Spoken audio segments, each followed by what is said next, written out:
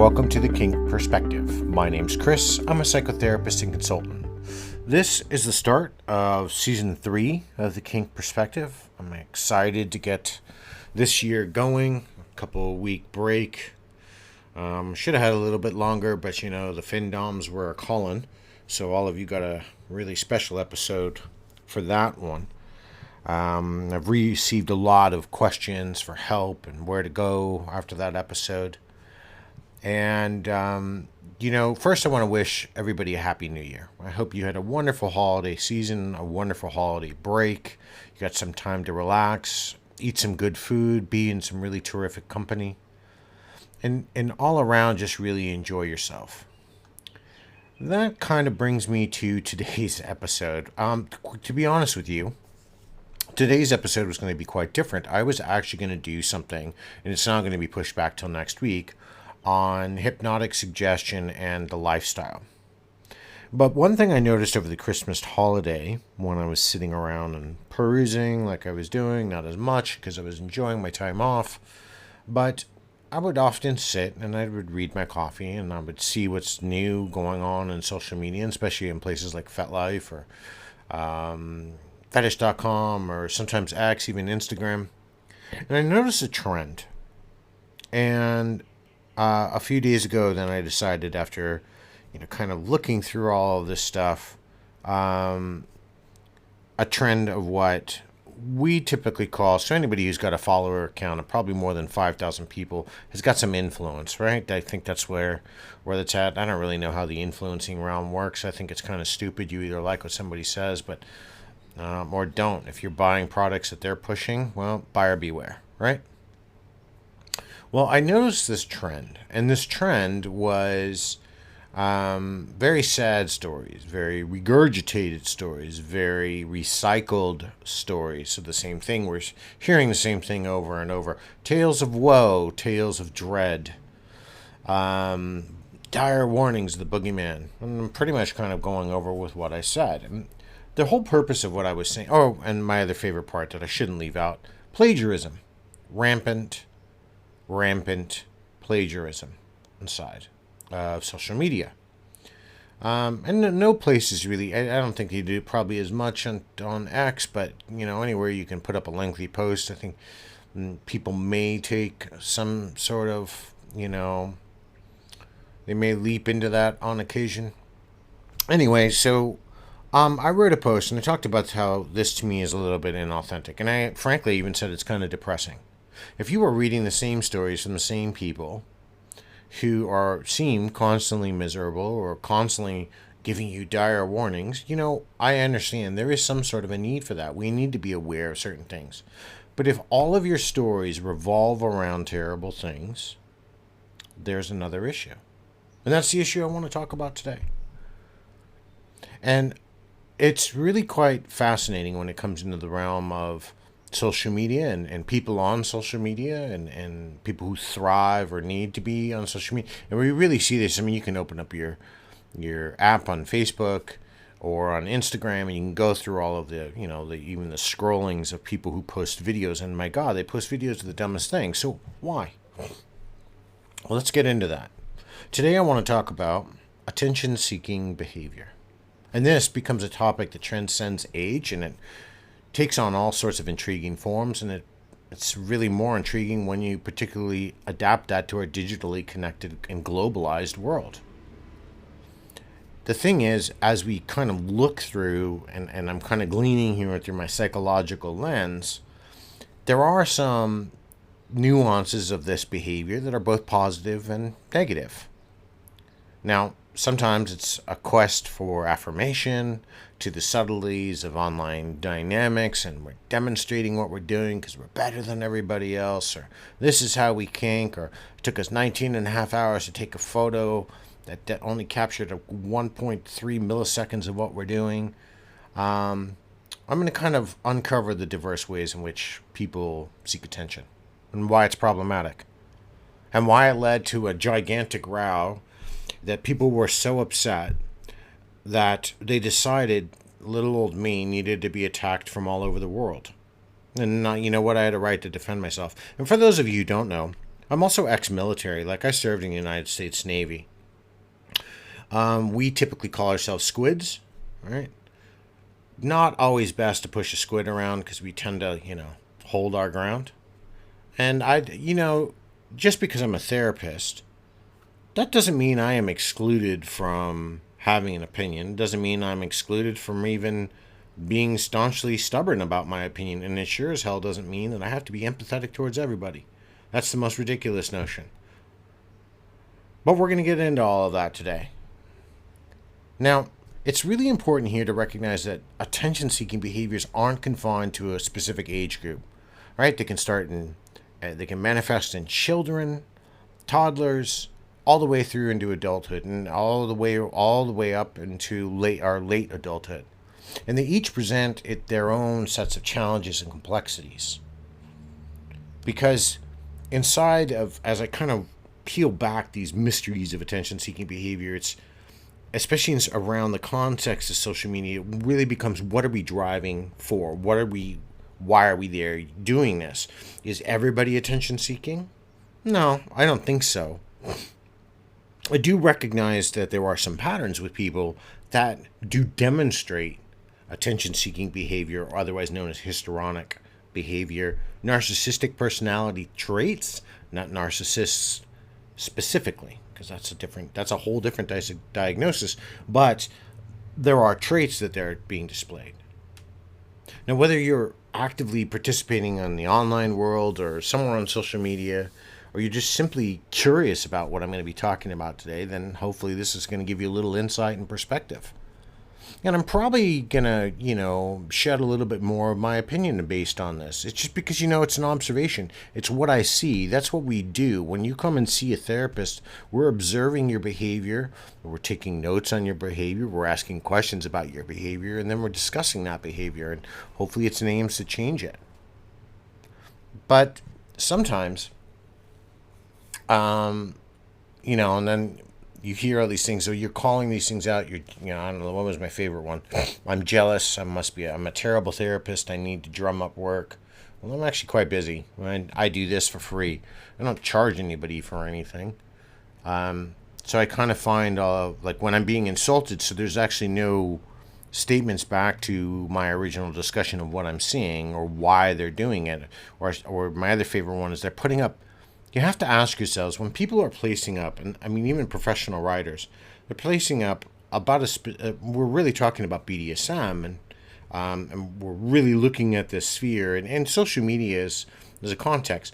I understand why certain social media personalities, the Kim Kardashians, and these people aren't even in that realm. I know some of them maybe have high follower counts on certain places, but I don't know if that's actually translating into maybe other forms of social media. But when you, getting back to these examples, I look at all these people that end up having, issues online. One social media personality will call out somebody else's. And then they're like, you can't do that. Well, we can, because if you're putting your life online for people to read, there's nothing private about it anymore. You opted out of your right of privacy. When they try to do the personal attacks, especially when I see by its followers of a certain person, what I tend to find is going on is that it's kind of when I look at a hive response inside of honeybees. The queen feels threatened, they release a scent, all the bees come out and they start attacking whatever's invasive. Well, the funny part is that if that's a defense of all that's going on, you're not really involving yourselves in any side of debate. More so, you're involved in what I like to call groupthink. And so these are typically people, so they all think in a similar pattern. And if you deviate from that, well, then you're outside of the hive, and then you're probably going to get attacked. We see this a lot in people who claim that they're very inclusive. We're always inclusive. Everybody's included, and all matters. Everything's included. Gender, sexuality, doesn't matter. You're all included as long as you follow along with what the hive brain thinks. Because if you don't, you're not allowed to be in the group no more. And that stifles creativity. It stifles originality. It stifles our ability to question things. Well, I don't go along with that. And that's, that, and they picked a fight with me. So you know what? Maybe this is my, I don't know. Maybe I am irritated. Possibly. I don't know. But I've done this anyways today, so that's where we're going. I'm not going to change it because the hypnosis thing has been pushed till next week. So, what does this attention-seeking behavior look like, you might wonder? Well, there are fundamental, I want to start with a fundamental definition and a few of the varied manifestations on this. Now, attention-seeking behavior encapsulates a real spectrum of people's actions, whether they're conscious or subconscious, or then the other third round where it's unconscious. And these are driven by the fundamental need for acknowledgement, validation, or interaction. So, how do we really ultra define this type of behavior and these manifestations? Well, attention-seeking behavior here manifests as a deliberate action aimed at drawing attention to oneself. Now, if you can think of anybody that this may apply to on a regular basis, this may fit. There are a multitude of things that go along with this. I'm not saying that every social media person has attention-seeking behavior. I think a lot of them do. I think they weren't validated in one form or another, and they use social media to validate themselves. And that's well-founded and well-documented in psychological research. Now, this phenomenon can be observed in both, like I told you before, positive and negative behaviors. But here's the key. They're all fueled by an inherent desire for recognition. Now, adults engage in this type of behavior. They exhibit a few range of actions. They will seek constant praise. So they'll put something up and they want people to go, "Oh my God, thank you so much." And I couldn't live without this today. And, this was the perfect moment. And all those, things that we see or read. They display heightened emotional expressions, or they're constantly striving to be in the spotlight or the center of attention. And it's important to really recognize the diverse ways people express this behavior. And it really often serves as a coping mechanism for their unmet emotional needs and underlying psychological challenges. That's not disputed. That's actually true. So if I see somebody posting the same story 10 times in a year, they're recycled. So to me, that's kind of like recycling it. They're talking about something. Number one, that's telling me they're still in a lot of pain. And you probably shouldn't be on social media talking about what happened so you can feel validated. You should probably be seeking professional help so you can work through it. Because if you're rehashing the same story over and over and over, that means you haven't healed through that trauma at all. And it's still very prevalent.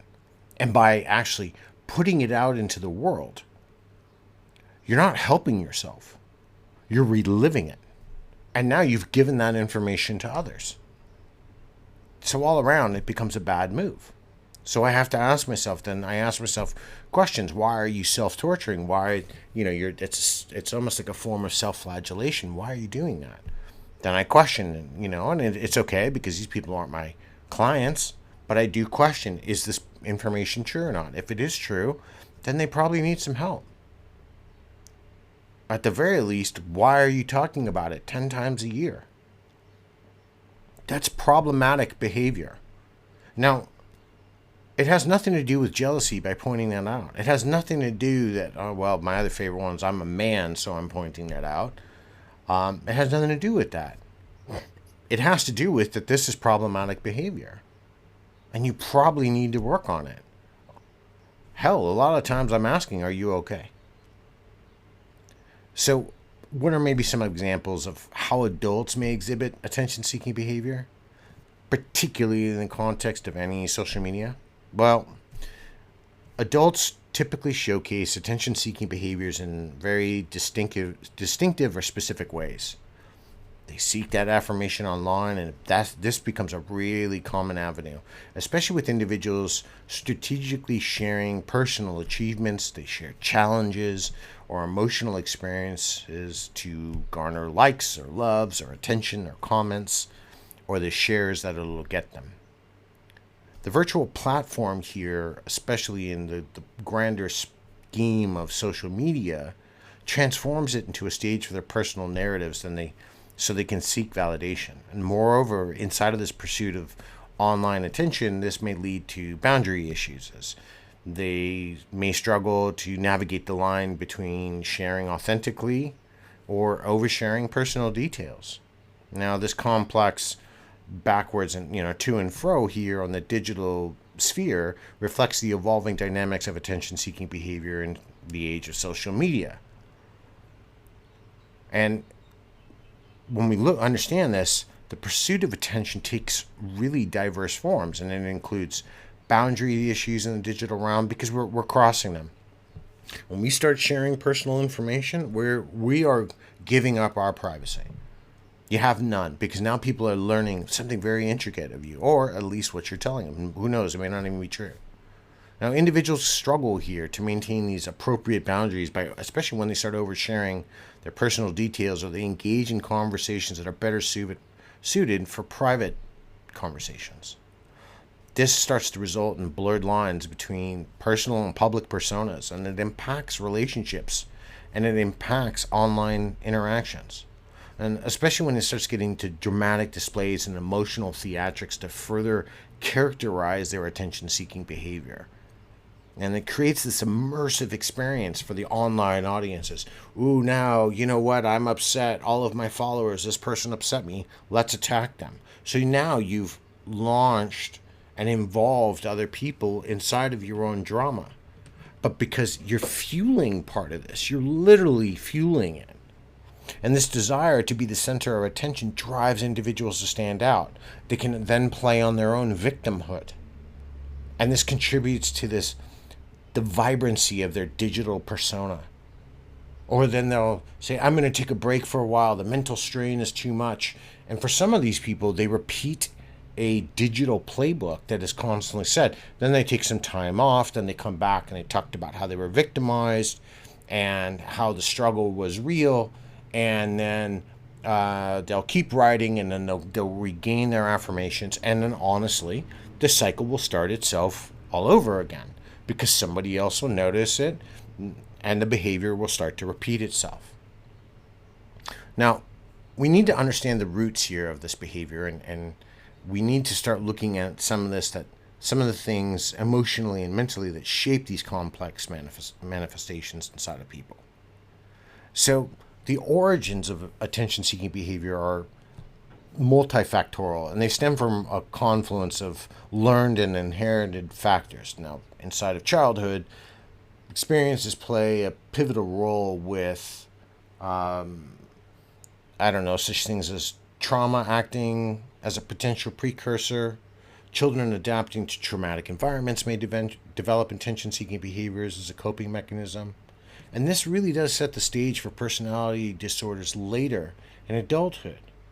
Now, parenting styles also contribute, as those lacking boundaries or role modeling erratic behaviors may predispose their kids to these types of tendencies. Now, there can be a familial predisposition that suggests a genetic susceptibility, and this emphasizes the interplay between genetic and environmental factors in shaping adult attention-seeking behavior. The impact of all of this early attachment experiences can't be understated, and secure attachments fostered during childhood contribute to a real stable sense of self. And they reduce the reliance on other people to validate who we are or this attention-seeking behavior. Now, conversely, insecure attachments may really propel people towards external validation and perpetuating this type of behavior, perpetuating the need for loves and caring and comments on their posts, and why they're posting 2 or 3 times a day, while some people will plagiarize to garner attention, to maybe appear more intelligent, to appear more insightful or more realistic. Right? Low self-esteem stands out as a really major contributor here to this type of behavior, especially when it comes to adults. Now, seeking support through behaviors like sulking or whining becomes a strategy to cope with the feeling of inadequacy. Personality disorders such as histrionic personality disorder amplify attention-seeking tendencies. And individuals with this disorder exhibit a pattern of excessive emotionality and a constant need for affirmation, which then in turn influences their interactions in the various social settings that they inhabit. Now, moreover, here, the role of loneliness is fueling a lot of attention-seeking behavior. And this unveils the intricate interplay between social media type connectedness and even mental health. And individuals experiencing loneliness may result to this type of behavior as a means to bridge the emotional gaps that they're feeling. And they seek this external validation and affirmation to fill these internal voids. Now, jealousy rooted in anxiety or insecurity may prompt attention-seeking behaviors. Individuals grapple with unmet emotional needs. Now, are any of these conditions, mental health problems, associated with this type of behavior? Well, attention-seeking behavior often serves as a visible indicator of an underlying mental health problem, right? It's like problematic. It doesn't necessarily mean if somebody's exhibiting it that they are, but it can be a precursor. And the spectrum here encompasses a variety of disorders with manifestations ranging from the subtle seeking of affirmation to the more pronounced and erratic displays of garnering attention. Look at me, here's my sad story, oh, this is again, woe is me, oh, thank you for all the support, right?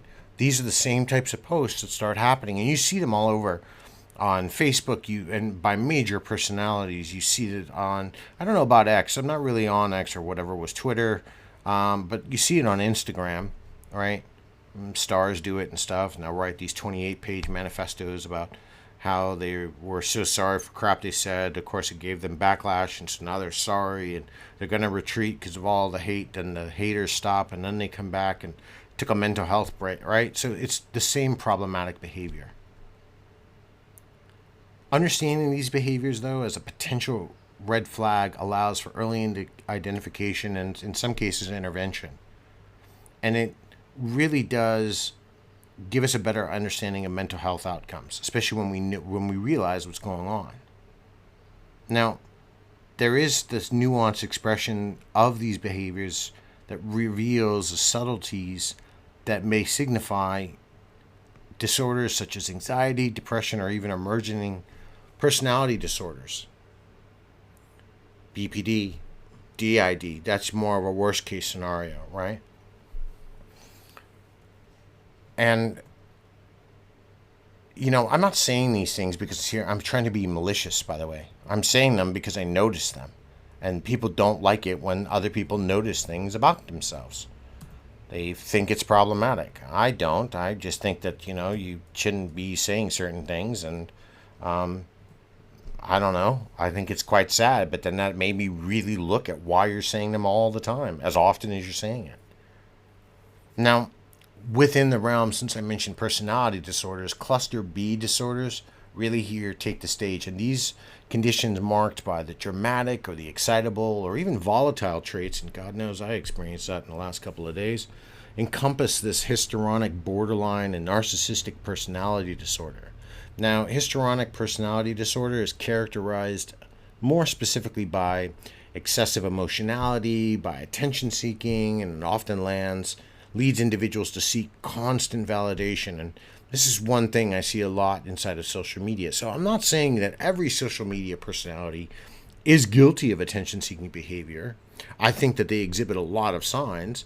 But the more I start to look at certain social media personalities or people in certain realms or spaces, I do think that they, at the very least, have an attention-seeking problem. Because they have to be front and center. Because if they're not front and center, then no one's talking about them, and they don't feel good, and they feel like they're going to be not remembered. And that's where that takes us. And that's, one major point. Now, I mentioned BPD, borderline personality disorder. Now, this manifests in unstable relationships and impulsive behavior, recurrent thoughts of self-harm. Now, while the latter, narcissistic personality disorder. Now, that's really diagnosed in a very low number of people on the entire planet, like 1 or 2% of all people on the planet. People will tell me, oh, well, that's a lot. It's 20, 40 million people. I can't remember what the exact number is out of 8 billion. But your chances on actually meeting a full-blown narcissist are actually quite low. Demonstrating the traits of a narcissist, that's completely different. And that's a different show. I've already covered that before. But if somebody's suffering from the MPD here, it's really marked by a grandiose sense of self-importance. I see that quite often. A constant need for admiration, or having their followers tell them how much they're loved and cared for, and how they give them thoughts and prayers. And recognizing these distinct features becomes crucial for, if they actually seek treatment, or if they're even seeking a diagnosis, if there's anything to diagnose. Right? There's a lot of factors involved. So I'm not saying that all these people have some sort of disorder. I am saying, at the very least, most of them are probably guilty of attention-seeking behavior, which, again, by itself is, problematic, but it's not as bad as it being compounding. Now, as we kind of look deeper into this, the characteristics of some of these disorders, it unveils a real big spectrum of behaviors, and individuals with some of these disorders may display some things like charm, flirtation, impulsivity. Often they seek attention through seductive behavior, right? Now, that kind of comes more in on the histrionic side. On the borderline side, this brings about intense mood swings and unstable relationships, and within side of the narcissistic side, it involves a lack of empathy or an insatiable need for admiration. Some of these signs here are really crucial to start seeing the complexities of the depths of someone's attention-seeking behavior and where they're rooted, and if they are even connected to something more serious like a mental health condition. Now, that really does take a trained, really specific trained clinician to do. I don't do that. That's not my purview. I don't get there are certain things I don't diagnose. Not all therapists work in every form of psychology. It's why we all typically have colleagues we refer people to. So, is there help for all of this? Well, if you're persistent in this behavior and it goes beyond the normal spectrum of, your day-to-days, and you're warranting a really deeper understanding of when it becomes a concern, you have to start understanding that, and I've read some really good articles on this, that the impact of this behavior overall on the overall well-being of someone, it can't be understated, because it starts to become compounding. It starts actually almost kind of like addiction. We need that addiction to be fed, because if it's not, we slip further into something else. And it's really important here to recognize that these behaviors traverse a threshold, and indicating the imperative need for, at some point, to get professional intervention. Or, in the very least, if attention-seeking tendencies consistently disrupt your daily life, or they're straining a relationship because, you got to take your 28,000th selfie of the day, you may have to consider you have an issue. Especially if it's contributing to your own emotional distress, seeking help becomes a crucial step. And the article, and some of the stuff that I read really demonstrate the significance of this. Now, there are collaborative approaches where you can do group care or seek mental health experts, psychologists, a psychiatrist, a counselor, whatever you want to see. Maybe it's spiritual for you. And that's really quite important, no matter which way you're going to go, that you go a certain direction. And I've had time to really think about all of this today, even while I'm doing this episode now, and you all are going to be hearing me, and you're going to kind of hear my thoughts rattle off. I'm not chaffed at what I said. I said what I said because I made an observation. I stand by my words. Anybody who's ever worked with me, anybody who listens to my show, the people who've met me or the people who talk to me, I'm not any different from my show to my practice to the way I write. I write, say, do, and think exactly what I mean. So you're going to get consistency with me. I'm not going to back down unless, if I was absolutely wrong on something and, I hurt somebody's feelings, I'm okay with that. I'm okay with saying sorry. But, a really famous man once said, don't ever apologize when you're not wrong. Well, I'm not wrong. I made an observation and people didn't like it. And obviously, my observation must bear some truth if it garnered such a reaction. Because their personalities, their lifestyle, the way their behaviors are being conducted was being threatened. And every subsequent person coming in that follows these people, like they're in a devout cult, who ended up attacking me and criticizing me. You don't even really know me, which is quite interesting. And then saying I must be dangerous and all of these. I find that behavior ridiculous on the face. There was one person that was just making insults, and couldn't even actually understand them. It made no sense because the hive felt threatened. Well, we're supposed to challenge our minds when we enter the thought sphere. When we go to college, for the most part, we learn to challenge thinking. When we grow into adults, we should learn to be independent thinkers. If you are struggling with independent thought and all you feel is threatened by an outward opinion that's really not even directed directed at you or in your general vicinity, maybe the problem isn't with the person who wrote the opinion. Maybe the problem is how the groupthink operates and who it's being led by and the attention that it's driving and the unhealthy behaviors that it also drove. And that's really the issue here. I'm going to wrap this up here today.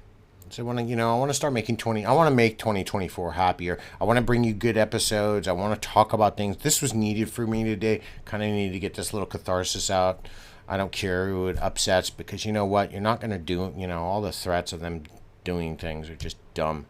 And that's just a terribly bad idea when you threaten a military vet. However, the pursuit here of online affirmation to the expressions of people's social media posts, attention-seeking behavior really conflates the experiences for certain individuals. And it transcends, it doesn't matter where it starts. Children can do it, adults can do it. And it does come about in a lot of ways.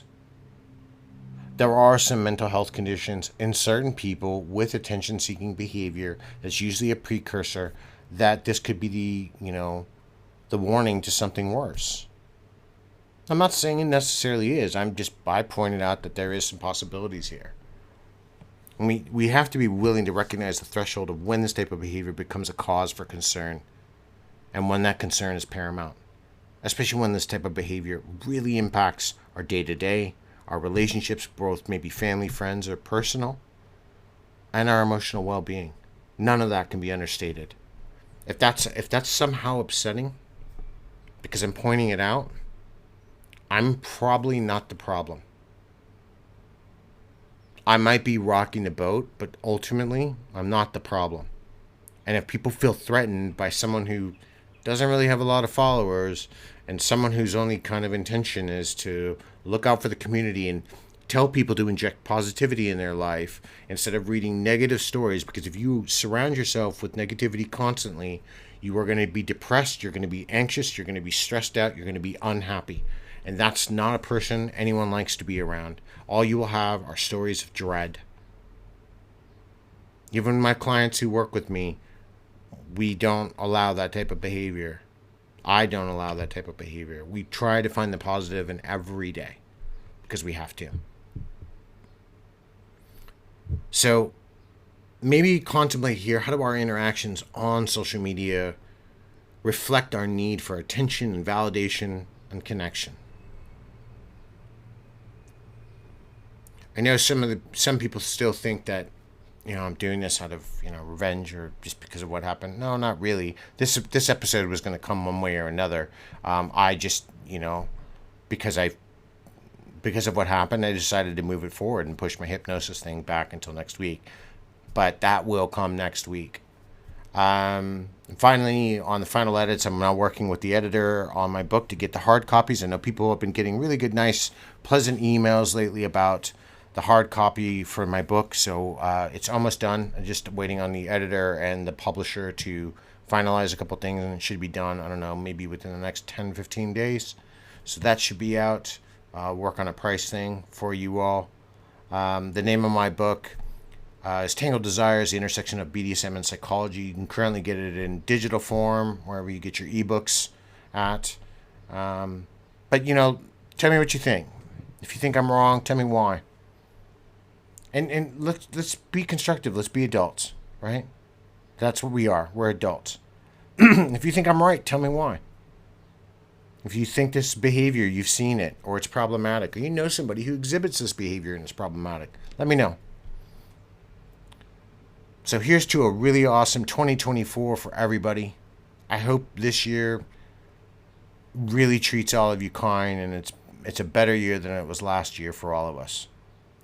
Until next time, everybody, be safe, stay peaceful.